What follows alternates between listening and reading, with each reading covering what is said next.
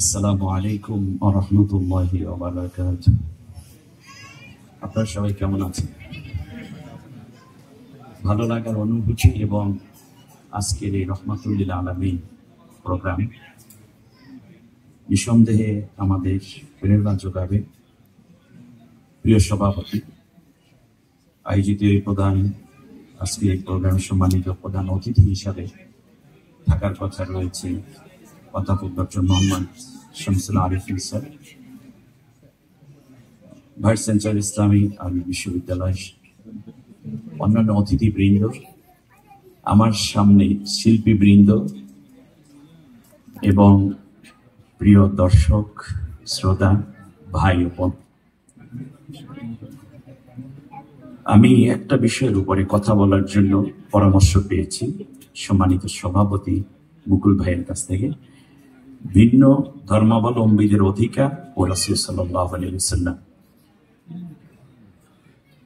আজকে গোটা বিশ্বে যখন ইসলামের একদিকে যেমন পীড়ন চলছে মুসলিমদের উপরে, অপরদিকে কোনো কোনো জনপদে ইসলামের উত্থান হওয়ার অপার সম্ভাবনা তৈরি হয়েছে।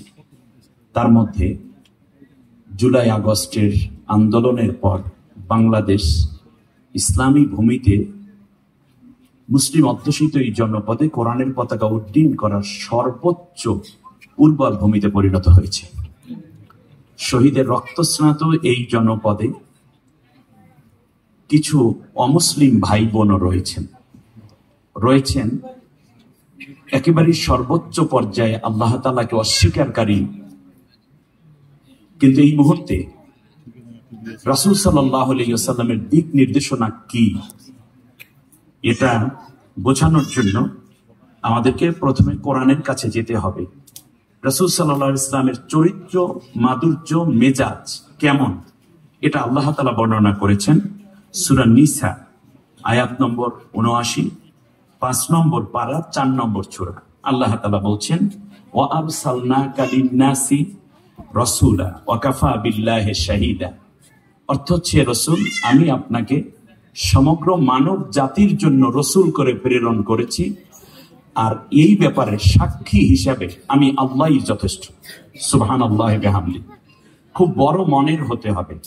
রাসূল সাল্লাল্লাহু আলাইহি ওয়াসাল্লামকে শুধুমাত্র মুসলমানের নবী যদি কেউ বলি, শুধুমাত্র মুমিনের নবী যদি বলি, তাহলে রাসূল সাল্লাল্লাহু আলাইহি ওয়াসাল্লামকে ছোট করা হবে। এই জন্য আল্লাহ নিজেই বললেন, রসুল শুধুমাত্র মুসলমানের নয়, বরং যিনি মানুষ তার জন্যই তিনি রসুল, আর এই সাক্ষী হিসাবে আমি আল্লাহ তাআলাই যথেষ্ট। নতুন করে অন্য কারো কাছে জিজ্ঞেস করার দরকার হবে না, তার কারণ আমি আল্লাহই সাক্ষ্য দিচ্ছি। আল্লাহ তাআলা সূরা আরাফের ১৫৮ নম্বর আয়াতে গিয়ে বলেছেন, কুল ইয়া আইয়ুহান নাস ইন্নী রাসূলুল্লাহি ইলাইকুম জামিআ আল্লাযী লাহু মুলকুস সামাওয়াতি ওয়াল আরদ। হে রাসূল, আপনি বিশ্ববাসীকে বলে দেন যে, হে সমস্ত মানবতা, আমি সকলের জন্য রসুল হয়ে প্রেরিত হয়েছি। অতএব হিন্দু, বৌদ্ধ, খ্রিস্টান, জৈন ধর্মাবলম্বী কিংবা ডানপন্থী, বামপন্থী, যিনি নিজেকে মানুষ বলে দাবি করেন, আল্লাহর বক্তব্য হচ্ছে, হে রসুল, আপনি বলে দেন আমি তোমার জন্য রসুল। অতএব রাসূল সাল্লাল্লাহু আলাইহি ওয়াসাল্লামের বরত্বটাকে আমরা যেন কোনো মাসআলা দিয়ে ছোট করে না দিই, তাহলে রাসূল সাল্লাল্লাহু আলাইহি ওয়াসাল্লামের সৌন্দর্যের চেয়ে অবমাননাই বেশি করা হবে। রাসূল সাল্লাল্লাহু আলাইহি ওয়াসাল্লাম প্রসঙ্গে আল্লাহ তাআলা বলছেন, আজকে সাহিত্য সংস্কৃতি কেন্দ্র যে নামটি দিয়েছে রহমাতুল লিল আলামিন, আল্লাহ এখানেও শুধু মুসলমানদের কিংবা মুমিনদের কথা বলেননি, বরং আল্লাহ তাআলা বলছেন, ওমা আরসালনাকা ইল্লা রাহমাতাল লিল আলামিন, সূরা আম্বিয়া ১০৭ নম্বর আয়াত। সম্মানিত ভাইয়েরা, যেই জায়গাটিতে রাসূলকে আমরা বুঝতে গিয়ে খুব বেশি করে কনজারভেটিভ হয়ে পড়ি, সেই জায়গাটি হচ্ছে রাসূল সাল্লাল্লাহু আলাইহি ওয়াসাল্লামের জিন্দেগিটাকে আমরা চর্চা না করার একটি অভ্যাসে পরিণত হওয়ার কারণে। তার চেয়েও বড় আশঙ্কা আমি বোধ করছি, যখন বাংলাদেশে শত শত মানুষ জীবন দিলেন, ছাত্র জনতা রক্ত দিলেন, এর আগে আল্লাহর কোরআনের জন্য ফাঁসির মঞ্চে যেতে হয়েছে, আয়না ঘরে যেতে হয়েছে, নির্যাতন সহ্য করতে হয়েছে, সমানে জীবন এবং রক্ত দিতে হয়েছে। সেই রক্তের ফসল যখন ঘরে আসবে, তখন রাসূল সাল্লাল্লাহু আলাইহি ওয়াসাল্লামকে কেন্দ্র করে শহীদি কাফেলা এবং রক্তদানকারী শাহাদাতের চেতনায় উজ্জীবিত কাফেলার বিরুদ্ধে এমন কিছু কথা বলা হচ্ছে যা রাসূল সাল্লাল্লাহু আলাইহি ওয়াসাল্লামের আদর্শ এবং আল্লাহ রাব্বুল আলামিনের হুকুমত প্রতিষ্ঠায় কোনো উৎসাহ তো যোগাচ্ছি না, বরং কোনো কোনো ক্ষেত্রে বড় বাধার সম্মুখীন হচ্ছে বলে আমি ব্যক্তিগতভাবে মনে করছি। এবং জাতি হিসাবে একটা সময় এর প্রতিফল, এর একটি বড় ক্ষতি হয়তো এই জাতিকে বহন করা লাগতে পারে। বিধায় আমি মৌলিকভাবে রাসূল সাল্লাল্লাহু আলাইহি ওয়াসাল্লামের জিন্দেগিটাকে আমরা যদি দেখতে পাই, তাহলে নবুয়ত পাওয়ার আগে রাসূল সাল্লাল্লাহু আলাইহি ওয়াসাল্লাম সব মানুষের সাথে সমানভাবে সৌহার্দ্যপূর্ণ আচরণ করে মানুষের সেবায় আত্মনিয়োগ করেছেন হিলফুল ফুজুল সংগঠনের মাধ্যমে। সেখানে কে বৌদ্ধ, কে খ্রিস্টান, কে মুসলিম, কে মূর্তি পূজারী, কে মূর্তি পূজারী নয়, আল্লাহ রাসূল এটা চিন্তা করেননি।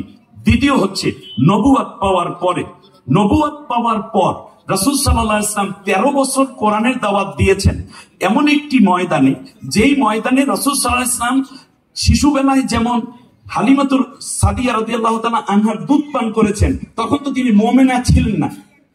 দেখুন বৃহৎ চিন্তাটা কোন জায়গা থেকে আমাদের তৈরি করা দরকার। রাসূল সাল্লাল্লাহু আলাইহি ওয়াসাল্লাম বড় হয়েছেন যে দাদার কোলে, চাচার কোলে, তারা তো সেই সময় মুমিন ছিলেন না। এরপরে রাসূল সাল্লাল্লাহু আলাইহি ওয়াসাল্লামের জিন্দেগিটা এভাবে বড় যখন হলো, নবুয়ত পেলেন 13 বছর রাসূল সাল্লাল্লাহু আলাইহি ওয়াসাল্লাম মক্কায় যখন তিনি কোরআনের দাওয়াত দিচ্ছেন, কালেমা তাইয়্যিবা, এক আল্লাহর তাওহীদের দাওয়াত দিচ্ছেন, সেই সময়ও বাইতুল্লাহ রাসূল সাল্লাল্লাহু আলাইহি ওয়াসাল্লাম জিয়ারত করছেন, কিন্তু বাইতুল্লাহর ভেতরে ছিল 360টা মূর্তি। আমি জ্ঞানীদের সামনে কথা বলছি, 360টা মূর্তি যেই ঘরের মধ্যে, সেই ঘর রাসূল সাল্লাল্লাহু আলাইহি ওয়াসাল্লাম জিয়ারত করছেন, মূর্তি ভাঙেননি। তার কারণ মূর্তির বিরুদ্ধে রাসূল সাল্লাল্লাহু আলাইহি ওয়াসাল্লাম কথা বলার শক্তি সামর্থ্য জোগাড় হয়নি, এখানে ইসলামী হুকুমত প্রতিষ্ঠিত হয়নি। বিদায় রাসূল সাল্লাল্লাহু আলাইহি ওয়াসাল্লাম সেই কাবার মধ্যে মূর্তি রেখে আল্লাহর নবী তার চারপাশ জিয়ারত করছেন এবং আল্লাহ তাআলার কাছে দোয়া করছেন তাওহীদের জন্য।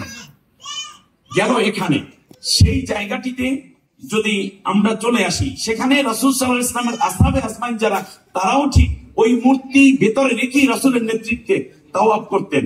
রাসূল সাল্লাল্লাহু আলাইহি ওয়াসাল্লামের রাষ্ট্র ক্ষমতা তার হাতে নাই, তিনি মূর্তির কথা বলেন যে এগুলো অসৎ, কিন্তু তিনি কখনোই বলেন না যে এইগুলোকে ভেঙে ফেলো, এগুলোর বিরুদ্ধে কথা বলা ইত্যাদি, এগুলো রাসূল সাল্লাল্লাহু আলাইহি ওয়াসাল্লাম বলেননি। তার কারণ তিনি জানেন একটি জাতিকে প্রথমে আমি যে আদর্শ প্রচার করতে চাই এটা বোঝানো দরকার, এটা দাওয়াত দেওয়া দরকার, সাংগঠনিকভাবে মজবুতি দরকার। একটা পর্যায়ে যখন ইসলামী হুকুমত প্রতিষ্ঠিত হবে, তখন আল্লাহ যে হুকুম করবেন সেটা বাস্তবায়িত করা হবে। রাসূল সাল্লাল্লাহু আলাইহি ওয়াসাল্লাম এখান থেকে নিয়ে যখন একটা পর্যায়ে মক্কা থেকে মদিনায় হিজরত করলেন, মক্কা থেকে মদিনায় হিজরত করে যখন রাসূল সাল্লাল্লাহু আলাইহি ওয়াসাল্লাম গেলেন, তখন মদিনাবাসী তার হাতে রাষ্ট্র ক্ষমতা তুলে দিলেন। রাষ্ট্র ক্ষমতা তুলে দেওয়ার পরে রাসূল সাল্লাল্লাহু আলাইহি ওয়াসাল্লাম সেখানেও মূর্তি কিংবা ভাস্কর্য ইত্যাদির বিরুদ্ধে এখনো নবী কথা বলছেন না। রাসূল সাল্লাল্লাহু আলাইহি ওয়াসাল্লাম সেখানে বললেন যার যার ধর্ম শেষে পালন করবে। এটলিস্ট যিনি মূর্তি পূজারী তিনি মূর্তি পূজা করবেন, যিনি চন্দ্র সূর্যের পূজারী তিনি চন্দ্র সূর্য পূজা করবেন, যিনি দেবদেবীর পূজারী তিনি দেবদেবী পূজা করবেন, যিনি এক আল্লাহর পূজারী তিনি তাওহীদকে, আল্লাহ তাআলাকে পূজা করবেন। যদি একটি রাষ্ট্র ইসলামী হওয়ার পরেও জাতীয় ঐক্য এবং রাষ্ট্রীয় নিরাপত্তা বিধান করতে গিয়ে রাসূল সাল্লাল্লাহু আলাইহি ওয়াসাল্লাম যার যার ধর্ম পালন করার জন্য এমন উন্মুক্ত স্বাধীনতা দিয়ে রেখেছেন, আর মক্কায় রাসূল সাল্লাল্লাহু আলাইহি ওয়াসাল্লাম মূর্তির বিরুদ্ধে একটি কথাও বলেননি। তার কারণ ওখানে মূর্তি পূজারী দেশ চালায়। বিদায় যারা মূর্তি পূজা অসারতা বুঝেন তাদের কাছে দাওয়াত পৌঁছাচ্ছেন গোপনে গোপনে। আবু বকর, উসমান, ওমর, আলী, তলহা, জুবাইর এরা আস্তে আস্তে জড়ো হওয়া শুরু করলো তাওহীদে। কিন্তু আল্লাহ রাব্বুল আলামিন কোরআনে আয়াত নাজিল করে দিলেন, হে নবী মদিনায় আপনি রাষ্ট্রপ্রধান আছেন, কিন্তু কিছু বিষয় আছে, যেমন সূরা তাওবার মধ্যে, এটা মদিনায় অবতীর্ণ আয়াত, ওয়ালা তাসুবুল্লাযিনা ইয়াদউনা মিন দুনিল্লাহি ফায়াসুবুল্লাহ আদওয়াম বিগাইরি ইলম। হে রাসূল আপনি রাষ্ট্র পরিচালনা করবেন, কিন্তু যারা মূর্তি পূজারী তাদের বিরুদ্ধে তোমরা যেন গালিগালাজ না করো মূর্তিগুলোকে, তাহলে তারা ভুল বশত আল্লাহকেই গালি দিয়ে বসবে। এরপর আল্লাহ তাআলা আবার বললেন সূরা তাওবার 6 নম্বর আয়াতে, ওয়া ইন আহাদুম মিনাল মুশরিকিনা ইস্তিজারাকা ফাআজিরহু হাত্তা ইয়াসমা কালাম আল্লাহ সুম্মা আবলিগহু মা'মানা। হে রাসূল যদি কোনো মুশরিক আপনার কাছে কোরআনের কথা শুনতে আসে, তাহলে আপনি তাদেরকে কোরআন শুনিয়ে দিবেন এবং আপনি তাদেরকে নিরাপত্তার সাথে বাড়ি পৌঁছে দিবেন। এই ধরনের কথাগুলো যখন আসতে থাকলো, আল্লাহ নবী সাল্লাল্লাহু আলাইহি ওয়াসাল্লাম সবাইকে নিয়ে একটা ঐক্যবদ্ধ জাতি গড়ে তুললেন। যেই বাহিরের শত্রু যখন মদিনা আক্রমণ করে, তখন সমস্ত ধর্ম বর্ণ নির্বিশেষে সবাই মিলে তা প্রতিরোধ গড়ে তোলে। বাংলাদেশের প্রেক্ষাপটে আমি মনে করি যে আজকে বাংলাদেশে শুধুমাত্র মুসলমান বসবাস করে না, এটা সংখ্যাগরিষ্ঠ। পার্শ্ববর্তী রাষ্ট্রটি একটি মূর্তির পূজারী সেখানে রয়েছেন, অথবা মুশরিক আমরা যদি বলি কোরআনের ভাষায়, এরা রয়েছেন।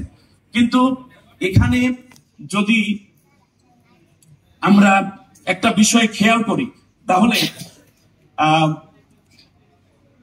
কিছুদিন আগে বাংলাদেশের সর্ববৃহৎ ইসলামী দলের সম্মানিত আমির মূর্তি পূজা পূজা উপলক্ষে, শারদীয় দুর্গা পূজা উপলক্ষে যখন তিনি শুভেচ্ছা বাণী দিলেন, এটা মনে রাখতে হবে তিনি শুধুমাত্র আমার মতো কিংবা আপনার মতো ইমাম সাহেব তিনি নন।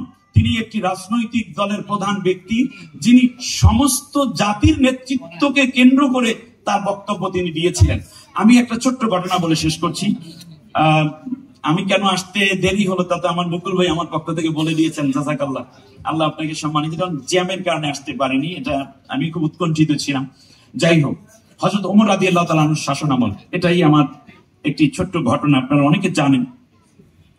ওমর রাদিয়াল্লাহু তাআলা আনহুর শাসনামলে মিশরের গভর্নর ছিলেন আমর ইবনুল আস রাদিয়াল্লাহু তাআলা আনহু। সেখানে মূর্তি পূজা যারা করে, তাদের দেব দেবী বানানো, তাদের উপাসনালয়ের মধ্যে কে বা কারা এই একটি মূর্তির নাক ভেঙে ফেলেছে রাত্রে। আমাদের দেশে অনেক সময় রাজনৈতিক স্বার্থ চরিতার্থের জন্য, বিশেষ করে জালেম সরকারে যারা দীর্ঘ শোষণ করেছে এই জাতির উপরে, কেবলমাত্র ভোট পাওয়ার জন্য এবং ইসলামপন্থীদের কোণঠাসা করার জন্য নিজেরা এই মূর্তিগুলো ভেঙে তাওহীদপন্থীদের উপর দোষ চাপাই দিত। এই যে একটি বদ অভ্যাস হয়তো মিশরের কারো না কারো ভেতরে ছিল। সকালবেলা এই মুশরিক জাতি, যেহেতু তিনি ওই জাতির নেতৃত্ব দিচ্ছেন, এবং তার কাছে গিয়ে যখন নালিশ করলো, এক পর্যায়ে আমর ইবনুল আস রাদিয়াল্লাহু তাআলা আনহু গোয়েন্দা বাহিনী নিয়োগ করে দিলেন। 3 দিন তদন্ত করার পরেও যখন প্রকৃত দোষীকে খুঁজে পাওয়া গেল না, তারপর তিনি এই যে অন্য ধর্মাবলম্বীদের যে পুরোহিতরা আছেন তাদেরকে ডাকলেন, বললেন আপনি এখনো কিছু পাচ্ছেন? বলছে না, এটা ধরতে না পারাটাও আপনার একটা ব্যর্থতা। আমাদের দেবতার নাক ফাড়াই ফেলাইছে, তার বিচার হবে না আপনার রাষ্ট্রে? এটা কেমন কথা? তাহলে এটা কেমন ইসলাম? যে ইসলামী রাষ্ট্রে আপনারা বলেছেন লাকুম দীনুকুম ওয়ালিয়া দিন, আপনারা বলছেন লা ইকরাহা ফিদ-দীন, আপনারা বলেছেন যে আমাদের জিম্মাদার হবেন, আপনারা আমাদের জানমালের নিরাপত্তা দিবেন বলেই তো আপনারা ক্ষমতায়, আমরা আপনাদেরকে সহযোগিতা করছি এবং আপনাদের জন্য আমরা প্রার্থনা করছি দেবীদের কাছে। আমাদের দেবীরই নাক ভেঙে ফেলেছে, তার বিচার আপনি না করলে রাষ্ট্র ক্ষমতায় থাকার ন্যূনতম অধিকার আপনার নাই। আল্লাহু আকবার। দাবি একেবারেই পারফেক্ট। হযরতে আমর ইবনুল আস রাদিয়াল্লাহু তাআলা আনহু বলেন আগামীকালকে আসেন। জুমার নামাজ শেষ, জুমার নামাজে তিনি খুতবা দিতে দাঁড়িয়েছেন। এমন সময় মসজিদের বাহির পাশ থেকে এক পূজারী ডাক দিয়ে বলছে, খুতবা পরে দিবেন, আগে আমাদের দেবীর নাক যে ভেঙেছে, আপনি আপনার আল্লাহর পূজা করবেন, আর আমার যিনি দেব, আমার দেবীর নাক ভাঙা, আর আপনার আল্লাহর পূজা করেন আপনি। আমার আল্লাহ কি বললেন, আমার দেবতার কি করলেন, সেই রায় না দেওয়া পর্যন্ত আমি খুতবা দিবেন না। আমর ইবনুল আস রাদিয়াল্লাহু তাআলা আনহু খুতবা রেখে বাইরে বেরিয়ে আসলেন, সাথে হাজার মুসল্লি। তিনি বললেন, পুরোহিত বৃন্দ, যেহেতু মূর্তির নাককে ভেঙেছে আমি এখনো বের করতে পারিনি, সমস্ত ব্যর্থতার দায়ভার নিয়ে আমি আবার নাক পেতে দিলাম। তিনি তলোয়ার বের করে পুরোহিতের হাতে দিয়ে বললেন, আপনি আমার নাকটা কেটে ফেলুন। ঠিক নাক কাটার জন্য তারা প্রস্তুত। একজনে নাক ধরেছে, আর একজনে নাক কেটে ফেলবে। এমন সময় আরেকজন মুশরিক, যিনি মূর্তি পূজারী, অন্য ধর্মাবলম্বী, চিৎকার করে বললেন, ওনার নাক কাটবেন না, কাটবেন না প্লিজ, আমি এই নাক ভেঙেছি। যখন কাছে চলে আসলো, বললো তো তাহলে তোমার নাক কাটা যাবে? বলে হ্যাঁ, আমার নাকটা কেটে দেন। পরে পুরোহিতরা বললেন যে ঠিক আছে, কারণ নাই কাটা দরকার নেই, কারণ মূর্তি তো এমনি 2 দিন পর ডুবাই দেব, আর একটা মাটি দিয়ে লাগাই দিলেই তো হয়ে গেল না। স্বাভাবিক পরিবেশ ফিরে আসলো। আমর ইবনুল আস জিজ্ঞেস করলেন, তুমি এটা কেন করেছো? বলল যে শোনেন, আসল নাকটা আমিও ভাঙ্গি নাই, কিন্তু মাটির বানানো একটি মূর্তির নাক ভাঙার অপরাধে আপনার মতো এত ন্যায়পরায়ণ শাসক, এত বড় ইনসাফ এবং আদলওয়ালা শাসক, সর্বোপরি অন্য ধর্মাবলম্বীদের প্রতি এত দরদি একজন শাসকের নাক কাটা যাবে, এটা তো মেনে নেওয়া যায় না। কারণ সবার উপরে মনুষ্যত্ব, তাহার উপরে নাই। অতএব আমার নাকটা যদি কাটা যায়, আপনার নাকটা বেঁচে গেলে গোটা উম্মা বেঁচে যাবে। এই জন্য আমার নাকটা আমি কাটানোর জন্য চেষ্টা করেছিলাম, যাতে করে আপনি বেঁচে যেতে পারেন। আসলে আমিও নাক ভাঙি নাই। আপনি খেয়াল করুন, শেষ পর্যন্ত মূল ঘটনা যখন বের হলো যে আসলে এটা ছিল পরবর্তী একটা ষড়যন্ত্র। আপনি দেখেন, আজকে খুব মনে পড়ে যখন আল্লামা সাইদি সাহেবের ফাঁসির রায় হতে যাবে, তার আগে যখন বিচার চলছিল, তখন দেখা গেল যে কতিপয় নামধারী মুসলমানরাও মিথ্যা সাক্ষ্য দেওয়ার জন্য আন্তর্জাতিক অপরাধ ট্রাইব্যুনালে গেল। কিন্তু বিশাব আলী হত্যার মামলায় সুকরঞ্জন বালি নামের একজন হিন্দু মানুষ দাঁড়িয়ে এসে বলেছিল, তিনি জানেন যদি সাইদি সাহেবের পক্ষে রায় যদি তিনি আদালতে দাঁড়ান সাক্ষ্য দেওয়ার জন্য, তাহলে তার কিডন্যাপ হওয়ার সম্ভাবনা আছে, আশঙ্কা আছে তাকে হত্যা করার, মেরে ফেলার, গুম করার। সবকিছু ঝুঁকি নিয়ে একজন মূর্তি পূজারী দাঁড়িয়ে সত্যের পক্ষে কথা যখন বলতেছিল, তখন আমার মনে ছিল আমর বিন আস রাদিয়াল্লাহু তাআলার পক্ষে যে কথা বলেছিল সেই মানুষটি অমুসলিম ছিল, কিন্তু সত্যের ব্যাপারে তারা ছিলেন খুবই অটুট। অতএব আপনি একটি রাষ্ট্র গঠন যখন করতে চাইবেন, তখন অবশ্যই এই কাজের দিকে খেয়াল রাখতে হবে। আমরা যদি খেয়াল করে দেখি, অধুনা ঢাকা বিশ্ববিদ্যালয়ের ভিপি নির্বাচন হয়ে গেল, সম্মিলিত ছাত্র ঐক্য পরিষদের মধ্যে আমি দেখেছি সেখানে অমুসলিমকে নেওয়া হয়েছে, অথচ বাংলাদেশ ইসলামী ছাত্র শিবিরের নেতৃত্বে গঠিত জোটের মধ্যে অমুসলিমকে নেওয়া হয়েছে এজন্যই, যাতে করে ভ্রাতৃত্ব, মমতা এবং শান্তি যেন বজায় থাকে। অতএব এই শান্তির বিপক্ষে যখন কথা বলা হয়, তখন রাসূল সাল্লাল্লাহু আলাইহি ওয়াসাল্লামের জিন্দেগিটা কেমন হয়? রাসূল সাল্লাল্লাহু আলাইহি ওয়াসাল্লাম বসে আছেন, ইহুদির লাশ যাচ্ছে, নবীজি দাঁড়িয়ে গেলেন। সাহাবীরা বললেন, নবী এ তো ইহুদি। আল্লাহর নবী বললেন, তুমি ইহুদি দেখছো, তিনি যে একজন মানুষ, তাকে তুমি দেখো না?